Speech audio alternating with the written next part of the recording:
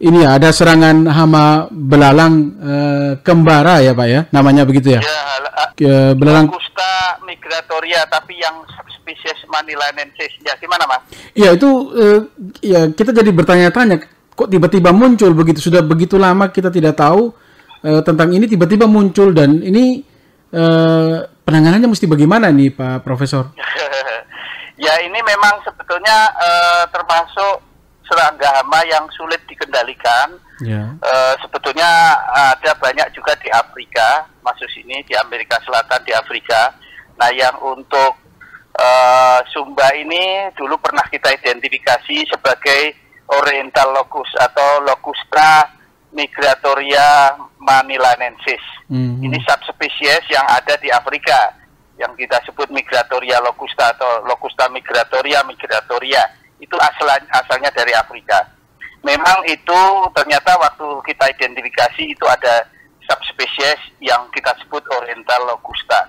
Nah, ini biasanya populasinya itu baik di Afrika maupun di Indonesia itu berulang beberapa tahun sekali ada populasi yang meledak. Nah, biasanya didahului dengan masa kering yang panjang. Nah, masa kering yang panjang itu mengakibatkan dia ada penumpukan telur-telur dari belalang itu. Telur itu diletakkan biasanya di tanah, dan dia bisa bertahan beberapa tahun. Jadi nanti ketika menetas, dari telur-telur yang sudah tersimpan beberapa tahun itu, karena ada musim hujan sedikit saja dan memungkinkan dia ada makanan yang akan dipakai untuk anakannya tadi, nimfa atau kita sebut nimfa, mereka pada menetas bersamaan. Nah, terjadi prosesnya itu begini Mas. Ketika dia menetas itu kita sebut fase solitari atau sendiri-sendiri.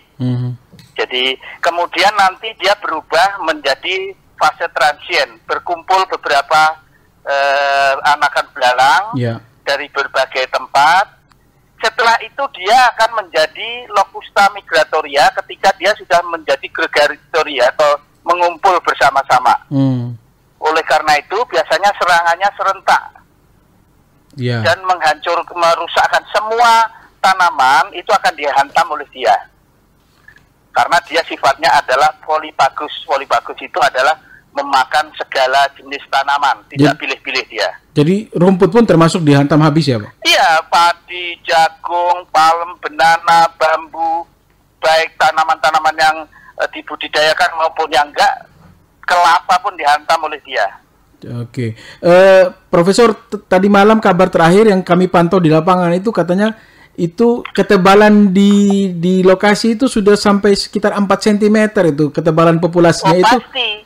Itu artinya berarti itu memang sudah berkumpul lama sekali, ada kering panjang yang lama sehingga pengumpulan telur-telur tadi itu terus terakumulasi beberapa tahun gitu loh. Kemudian meledaklah populasinya, kemudian mengumpul menjadilah fase gregatoria atau mengelompok dengan jumlah yang besar. Karena dia sumber makanannya sudah mau habis, dia pindah itu, bergerak akan menghabiskan semua tanaman yang dilewati.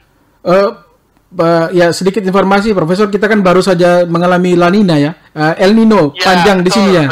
Di Sumba ini El Nino, kemudian sedikit hujan. Betul, memang begitu, awalnya dari musim kering panjang gitu. Nah, karena telurnya itu kan diletakkan di dalam tanah ya. Nah, begitu ada trigger hujan, dia muncul bersama-sama begitu. Oke. Kemudian ini sebetulnya sedikit saya outbreak atau populasi besar di Indonesia itu sejak dimulai tahun 1877 ini. Ketika itu banyak sekali tanaman-tanaman padi di Halmahera dan beberapa tanaman lain itu dihancurkan oleh Locusta migratoria sinensis ini, manilanensis ini. Kemudian muncul lagi outbreak di Halmahera tahun 1914.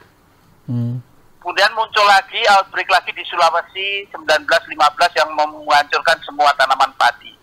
Kemudian muncul lagi tahun antara 1918 1920 di Kalimantan. Kemudian juga lagi 1946 di Kalimantan, terus kemudian 1998 itu di Sumatera.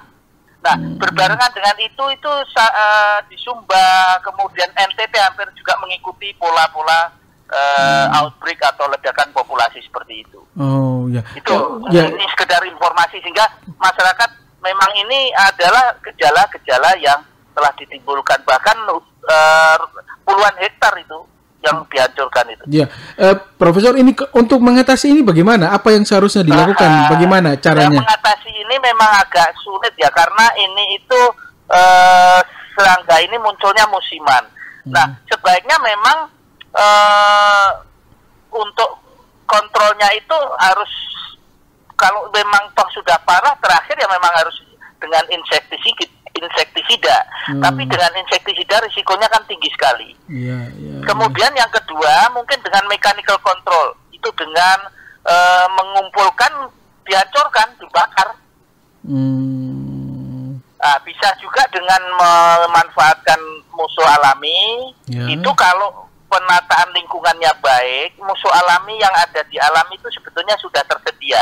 Tapi kan sekarang pengelolaan lingkungan, karena pengelolaan lingkungan nggak benar ya, resikonya seperti itu. Oke. Yang terakhir, pengendaliannya pihak-pihak yang terkait, mestinya pertanian, itu dengan melakukan kontrol secara reguler untuk melihat early deteksi dini. Oh ini panjang ini, musim kering panjang ini masih akan muncul di daerah ini. Nah itu segera sebelum menjadi gregatory, sebelum mereka mengumpul banyak, itu segera harus dimusnahkan. Itu saran saya ya. Baik.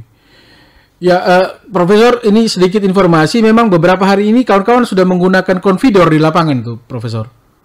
Iya, pasti harus begitu. Itu harus dimusnahkan secara mekanikal, itu nggak bisa. Kalau dengan menggunakan chemical atau pesticide, itu waduh berapa biaya yang diperlukan. Oleh karena itu sebetulnya alternatif terakhir yang saya tawarkan tadi adalah regulatory monitoring untuk secara rutin untuk early detection ya, deteksi dini.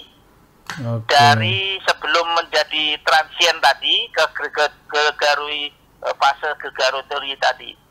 Baik. Jadi tadi kan menetas satu soliter nih. Kemudian ada fase transier. Itu sudah mulai banyak. Baru ke gregatory, jangan sampai ke gregatory, jangan sampai mengumpul banyak. Kalau udah ngumpul banyak susah sekali. Informasi tambahan, kawan-kawan melakukan penyemprotan juga pada malam hari itu, Profesor. Iya, memang begitu. Dia makannya malam hari itu dan rakus sekali dia. Setiap yang dilewati pasti habis tanamannya. Oke. Baik, Profesor, terima kasih banyak untuk kesempatan beberapa waktu ini kami boleh menanyakan tentang belalang, Profesor. Baik Mas. Terima kasih banyak. Salam dari Sumba, dari NTT, Profesor.